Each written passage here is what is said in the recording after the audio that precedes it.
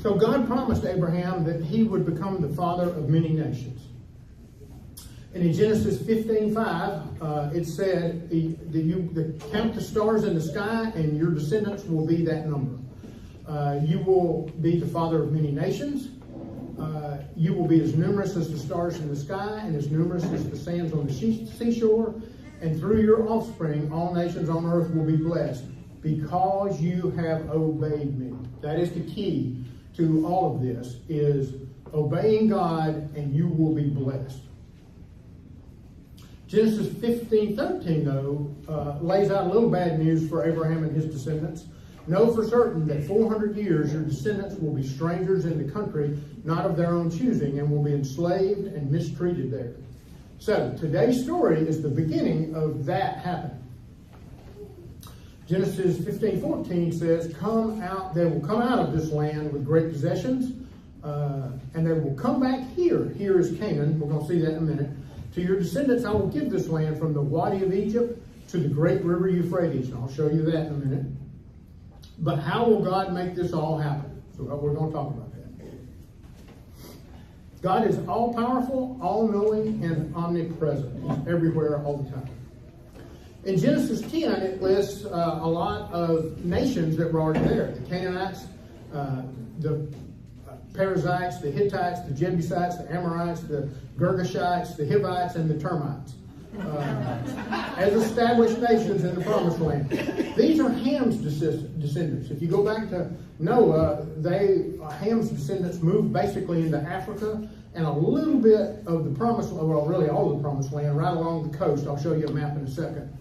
And so, as immigrants, there was these 12 brothers who were the sons of Jacob. And as a small group of immigrants to Canaan, they would likely be fighting among themselves, as we will see in today's story. They were fighting among themselves and will be at war with the existing clans and nations in the region over resources. So it was going to be very hard for them to get the Promised Land if that's the way they went about it. So how will God protect them long enough for them to become a great fighting force capable of a blitzkrieg attack to conquer the entire region? God sends them to Egypt, protected by the Egyptian army, to grow without limitation. God blesses them. They multiply rapidly, but they are slaves. Today we will discuss the beginning of the process to give Israel the land of Canaan. It will be many, many weeks and on into Exodus before you get the whole story, and we're not going to do Exodus, so you won't get the whole story, but we'll get the basics of how it all got started. The lesson over the next few weeks kind of points out, and we need to all remember, that God is always in control.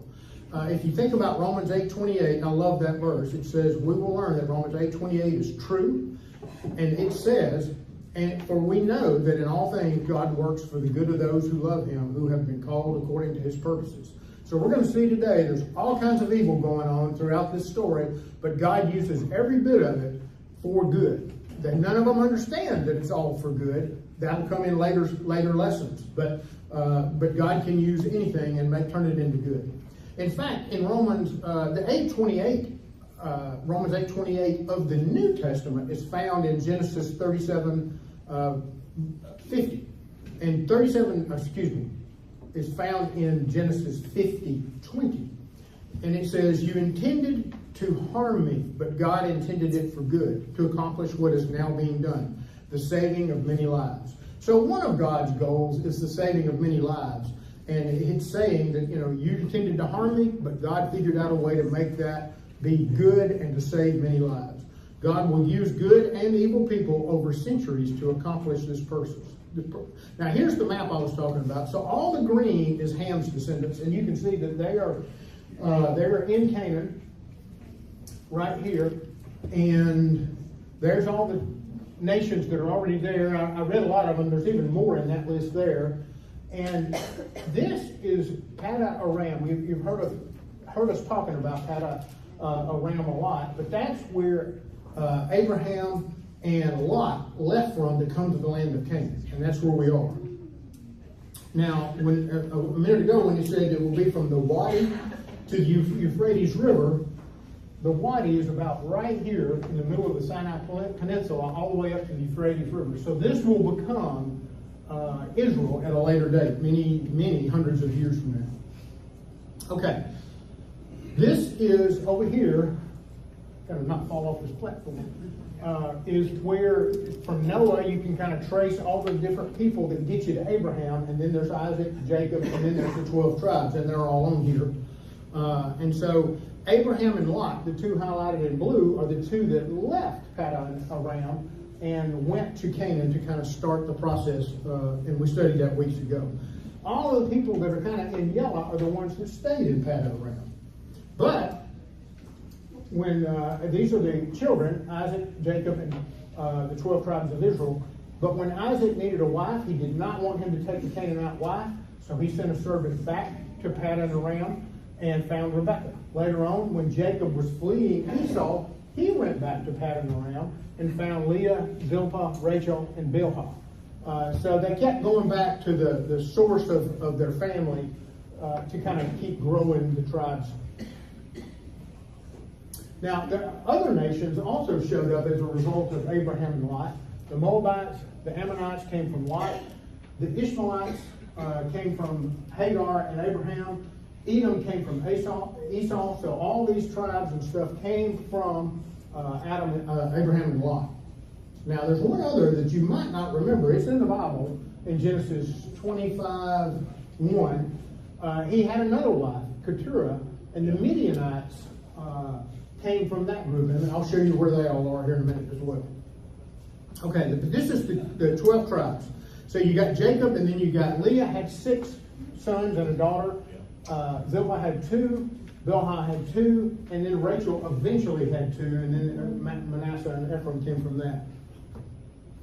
Now, interestingly enough, as you go throughout the Bible, particularly the Old Testament, almost all of the characters in the Old Testament came from either Judah or from Benjamin. So you've got King David, Solomon, all the kings of Judah, Isaiah, Daniel, and Jesus all came from Judah.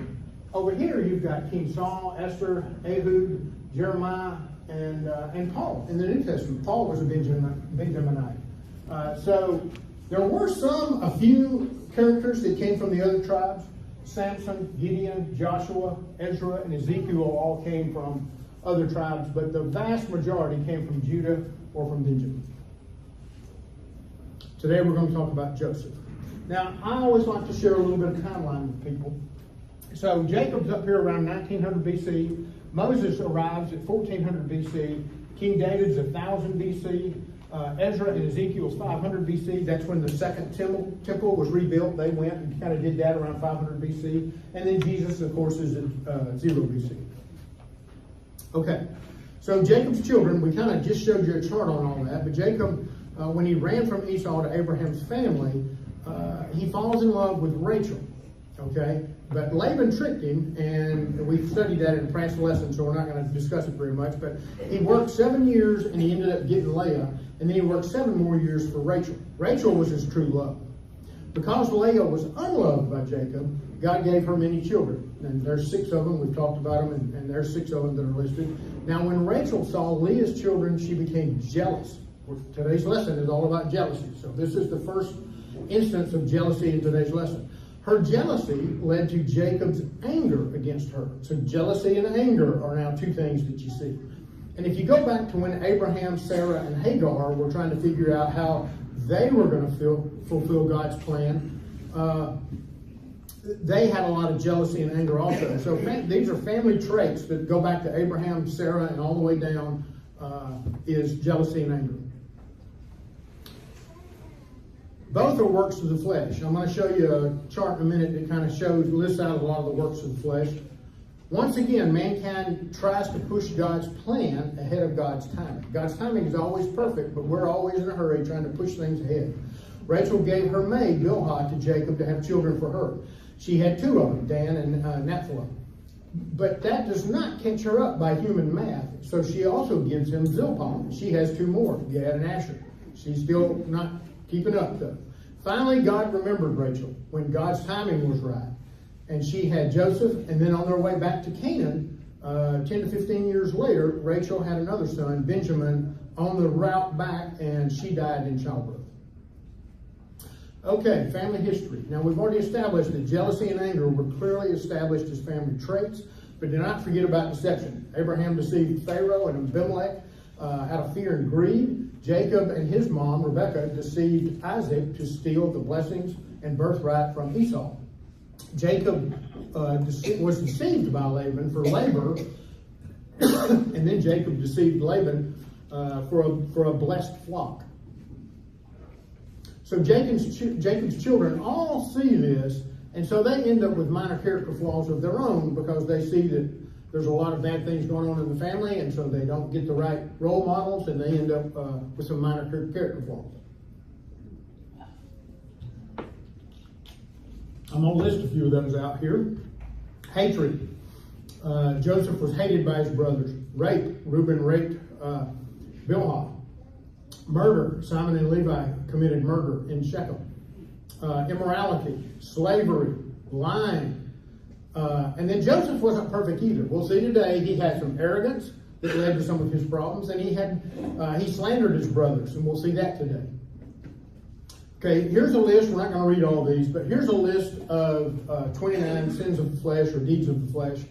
And I've highlighted in blue and red some of the ones that are easily seen as you read through Genesis, and I'm sure a whole lot more of these apply if you kind of thought about it much. But you can see that these are not perfect people. God can take evil people, he can take people that have problems, and he can use that to his goals. And one thing I wanted to point out is the Bible never records any discipline by Jacob for any of these atrocities. They do all this stuff, and you never hear him rebuking them or giving them any kind of punishment, really. Okay, so here's another map, and all this kind of shows the Wadi again, and it shows the Euphrates River. So this will become the kingdom. Now, Lot, when they came out of Egypt after the 400 years of captivity, they were able to defeat all those nations that I listed a while ago and take over the part in the yellow. But they still had to deal with Aram, the Amalekites, the Philistines, the Phoenicians. There's a whole lot in Samuel, 1 Kings, Chronicles about all those nations. Now, here's where the other nations are. So you can see Ammon, Moab, Edom, and then the Ishmaelites kind of basically took over the Arabian desert, and then down by the Red Sea is where the Midianites settled. And this ends up being around 1000 BC, the kingdom of David. So David did conquer everything from the Euphrates down to the Wadi. He did do what the Bible said.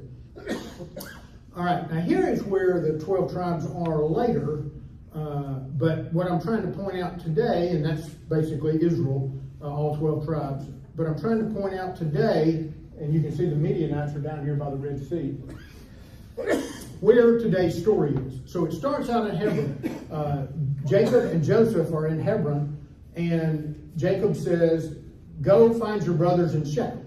And so they travel 50 miles up to Shechem, and then they decided on their own, really God moved them, but they moved from Shechem on to Dothan, and we'll get to that in the story, but that's kind of where in Israel all this is happening today.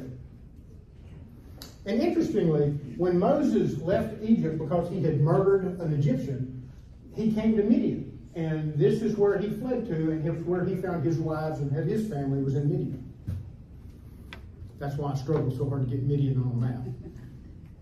Okay, so today's lesson is about the dreamer and the pit. All through the Bible, the phrase the God of Abraham, Isaac, and Jacob appears, but it would have been easy to add Joseph to that because he was a major character. He got the last 13 chapters of Genesis except for one. One of them is about Judah. Yeah. Okay, May the 5th, we'll study where he gets thrown into prison and he's accused of something he didn't do. May the 12th, he will be promoted into the palace because of his ability to decipher dreams. And then we will talk about his reveal to the family on the 19th. And then we'll sum up with Joseph's life on the 26th. And then we'll start a study of Acts. I love Acts. It's going to be really fun kind of going through that. I can't wait to hear what Alan has to say about Acts. Okay, so God's goals. It's going to take about 400 years to kind of get these goals really completed. But through divine intervention, he will get Israel to Egypt with Joseph in a position of power. Through divine deliverance, he will save mankind from a great famine. And through divine protection, Israel will be able to grow unhindered and not have to worry about wars and fighting. And so they grow mightily into a mighty nation. And God will use evil people and evil things to make these things happen. We'll talk first about a critical attitude that Joseph had.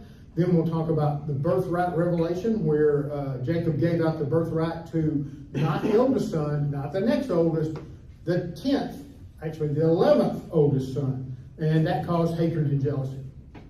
Then we'll see some of his selfish ambitions. And then we'll talk about his arrogant attitude and go from there. So Joseph was not a perfect person. It says in verse 2 of chapter 37, Joseph, a young man of 17, was tending the flocks with his brothers, the sons of Bilhah and the sons of Zilpah, his father's wives, and he brought their father a bad report about them. Joseph appears to be in charge even before the birthright announcement, just because this sounds like he's kind of in charge of what's going on here. In the Hebrew, some of the commentaries I read said that that's a bad translation, just a bad report. What it really means is slander. He slandered them. So I think while most of the report was true, he probably exaggerated something. He probably might have made something up that wasn't true. So along with a lot of the report that his brothers were bad, he also included some slander in there.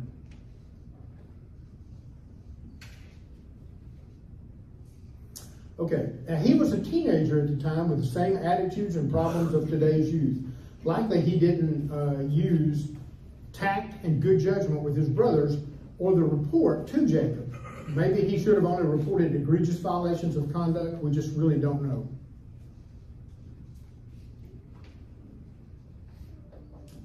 Okay.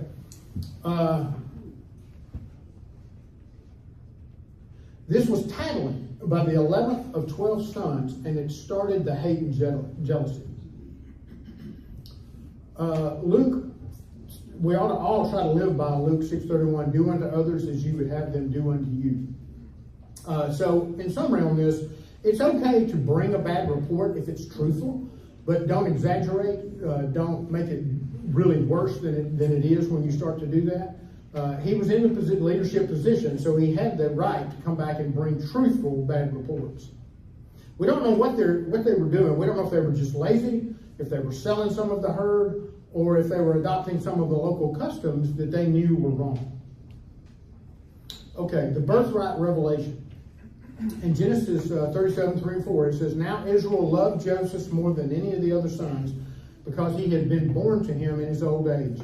And I think, again, a better translation is in his wisdom, the wisdom of old age. And he made an ornate, multicolored robe for him. When his brothers saw that their father loved him more than any of them, they hated him even more and could not speak a kind word to him. So, the multicolored robe was basically the formal announcement that the birthright and the blessing would go to Joseph, even though he was the 11th of 12 sons, and that could not have sat right very good with all the brothers. The robe was a ceremonial robe, not a work coat. Once Joseph received the robe, he wore it regularly to show his brothers who was the boss. The robes were very important, were a garment of honor and authority. It's kind of like the robe in the story of the prodigal son. When the prodigal son finally comes home, what does his father do? He runs and gets a robe, brings it back, and puts it on the son, even though the son had done despicable things. The robe has great significance that he was accepting his son back into the family. Now, old age, like I said, implies that it's really in his wisdom. Jacob did love Joseph more, but I think he believed Joseph was a better choice. His other sons had a history of bad behavior. And Jacob was not just playing favorites, but he used the wisdom of his old age. And Jacob's love for Joseph was really more as a result of him seeing all these bad behaviors unfold and knowing that he would really be a better choice.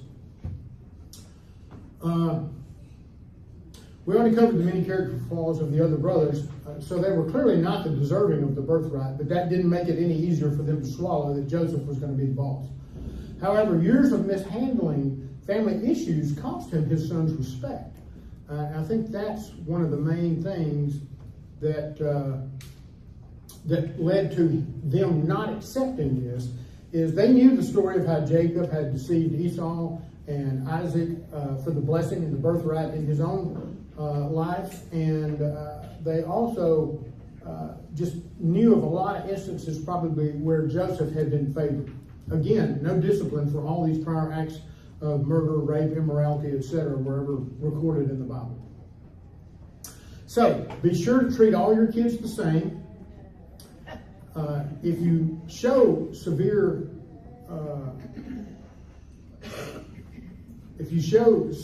favoritism, then the hate will grow and cause other problems in the family group. And don't lose your Christian witness. I think Jacob suffered a lot from that because of some of the bad decisions he had made, that he basically lost his Christian witness. So when he announces that this 11th of 12 sons was going to be the birthright and the boss, they didn't take it well because they didn't respect Jacob enough to just accept it, that he knew what he was doing. All right, selfish ambition. Joseph had a dream, and when he told it to his brothers, they hated him all the more.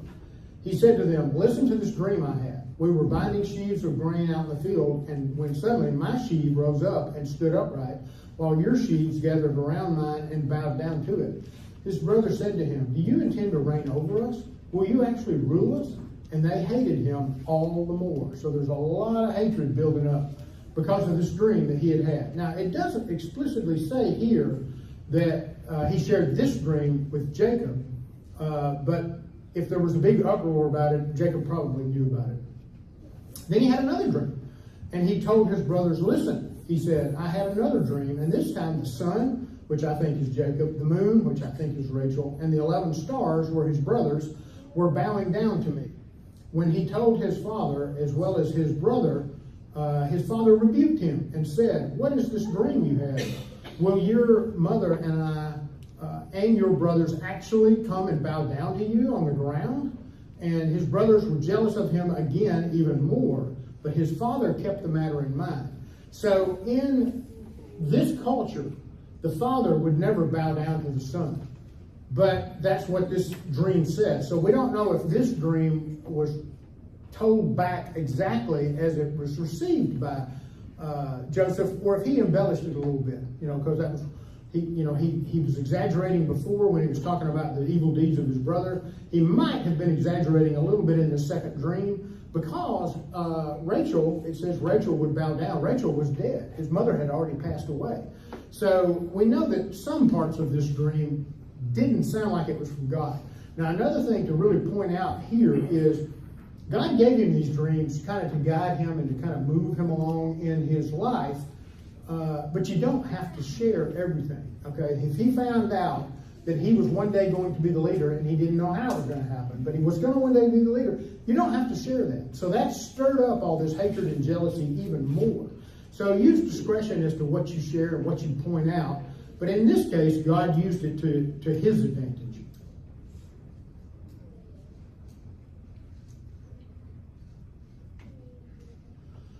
Okay, can God speak through dreams? Let's talk about that just for a second. Well, absolutely he can. He did it often. God used dreams more then than he does now because they didn't have scripture to guide them. They basically either had to talk to God and use their best judgment as to what God wanted from them.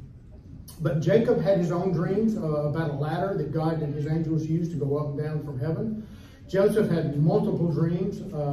We just talked about two of them, but he has other dreams that help him rise to power in Egypt. Gideon had a dream. He didn't actually have the dream. He heard a Midianite dream interpretation. So he had snuck down to their camp, and he was listening as one Midianite was telling another about his dream, and that he interpreted the dream that Israel would defeat Midian. And that gave Gideon was kind of a coward at heart. He really didn't want to do all this, but God kept telling him, get up there, do it, do it, do it. But when Gideon heard the interpretation of the dream, because he had snuck up to their camp and heard it, it gave him confidence that God was telling the truth. And so then he went and did what God told him to do. Daniel had lots of dreams, and some of those were just amazing. If you've never studied Daniel, I highly recommend it. But he correctly predicts, Babylon and the end of Babylon, Persia, Greece, Rome. And he even warns the king that he would go insane if he doesn't recognize God as the ultimate authority in the universe, which he did not, and he went insane. Then Joseph, the husband of Mary, received instructions in a dream, and that was the last dream in the New Testament that I found. There may be more, but the last one I found. So right around the time of Joseph, it appears that he stopped using dreams to tell people what to do, because they had the Old Testament at that time, and they were about to have the New Testament. So that's how you should, God doesn't use dreams today like he did back in the Old Testament. He speaks mostly through his word and through the Holy Spirit, so you have to listen. That's why you need to have a daily Bible study every day. You need to have prayer time with God every day, and you need to listen and see what the Holy Spirit and God are trying to tell you, and through your godly peers. So selfish ambition. This is going back to the dreams that he had. Jacob already announced that Joseph was going to be the boss, but the brothers' reaction meant that they rejected his authority over them. He might be their boss, but they would never bow down to him as their Lord. The first dream was clearly from God because it came 100% true and increased the hate. The second dream was probably from God and may have been embellished a little bit by Jacob, but it continued to amplify the jealousy. However, Jacob rebuked Joseph for the second dream, because in it he was bowing down, and that just would not happen in this culture. But Jacob kept the matter in mind, because he had his own dreams, and so he wasn't sure that it was not from God, so he kept it in mind. In these verses, Joseph is boasting and selfish. Again, you don't have to share everything you hear or everything you think, and so use good judgment in that. But God used it to make sure that the brothers' hate reached the needed level to act. This is how he's getting to go to Egypt. That's how he's going to catch the train to Egypt. So the lesson: don't boast about everything you hear to everyone you meet. His arrogant attitude. So in verses 12 through 16, it's basically where Jacob says, go find your brothers. They're in Hebron, and he says, go find your brothers in Shechem. And when Joseph gets there, he's wandering around the field looking for his brothers. And a man sees him doing that and says, who are you looking for? And he says, I'm looking for my brothers. And he says, they're not here. And so that's where we pick up in verse 17. They have moved on from here, the man answered. Oh my. The man answered, I heard them say, let's go to Dothan. So Joseph went after his brothers and found them near Dothan. But they saw him in the distance, and before he reached them, they plotted to kill him. So hate, increased hate, increased hate, increased hate. Now they're plotting to kill him. Here comes that dreamer. Joseph was persistent in the search for Jacob. He had some good characteristics. So he could have just said, oh, I did what he said. I went to Shechem, they weren't there, and gone back home. But he didn't. He kept looking for them. How did they know it was Joseph? See, this is not a work coat, but here he is out working in the field, trying to find his brothers on a 65-mile walk, and he's wearing his multicolored coat. He's rubbing it into the brother's face that he's the boss. They now plotted to kill him to end any chance that the dream could come true. Each time they hated him more, but now it's moved on up to let's kill him. Okay, this just shows that Jacob sent him from Hebron to Shechem. God sent him from Shechem to Dothan. And Dothan happens to be on a major trade route going to Egypt. So that's how God makes this whole thing come together. And just from earlier lessons, when Abraham took Isaac to Mount Moriah to be sacrificed, they were living here and they went here. So they were already traveling all over this area of Canaan, where they will eventually be the rulers. So Reuben had a weakness. Reuben is the oldest brother, and he should have firmly said, we are not going to kill him. Dad has made him the boss, and we're going to have to accept it no matter how much we hate it. But he didn't do that. So he tried to trick him. He said, don't kill him, just throw him in the cistern, and he was going to come back and save him later. I'm kind of speeding up here to try to leave Ken at least 2 minutes.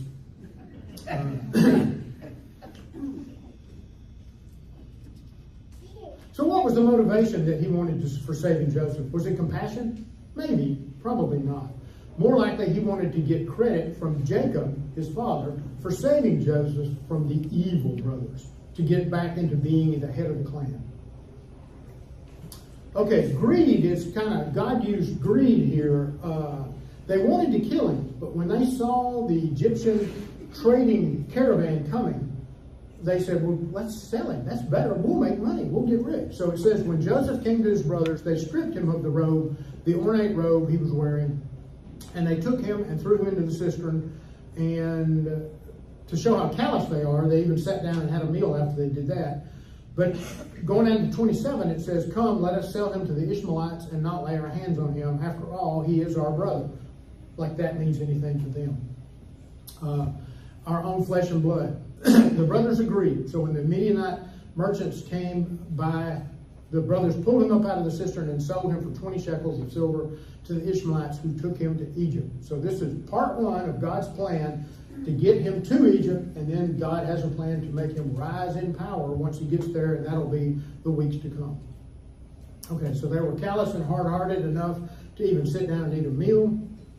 They chose profit over murder. So the lesson is hatred and jealousy produce devastating fallout that covers a large area. So you need to be cognizant of that and try to keep yourself on the straight and narrow of things. Try to emulate the fruit of the Spirit that's in Galatians 5:22 and 23. That's where we need to focus as Christians.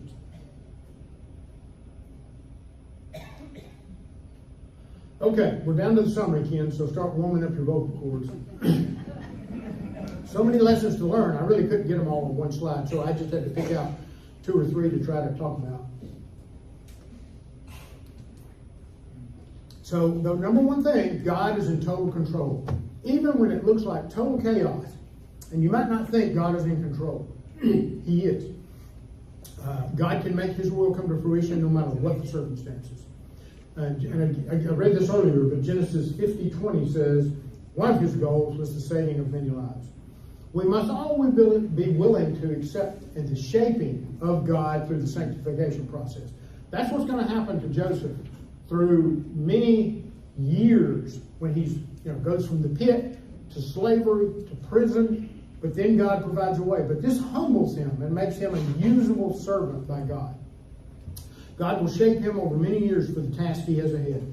The pit, slavery, prison will help him do God's will. God opposes the proud, but gives grace to the humble. So don't let the horse whisperer thing go to your head again. Stay humble. Remember, God is more interested in our character than our comfort. We talked about, Romans 8:29 is where it's really kind of the definition of sanctification, to be conformed to the image of His Son. And there's the fruit of the Spirit in Galatians 5:22 and 23. Treat people the way you want to be treated. We discussed that. Do unto others as you would have them do unto you. I may skip most of these points.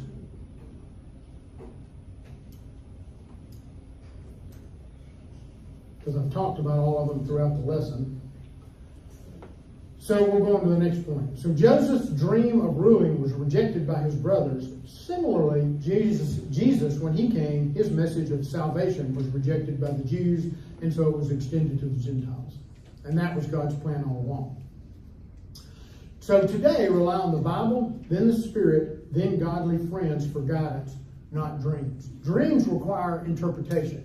And that is the hard part. There are so many people out there that can listen to a dream and give you an interpretation that may not have anything to do with God's will. So you just really have to be wary of trying to use a dream as guidance for your life. And I think that's it. So Ken, race on up here.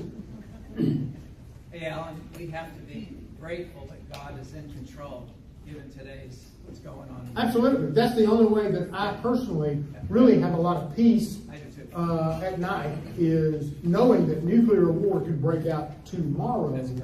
I know that I would end up in heaven if that were to happen. And so God is in control, and whatever His will is what we all need to be focused on.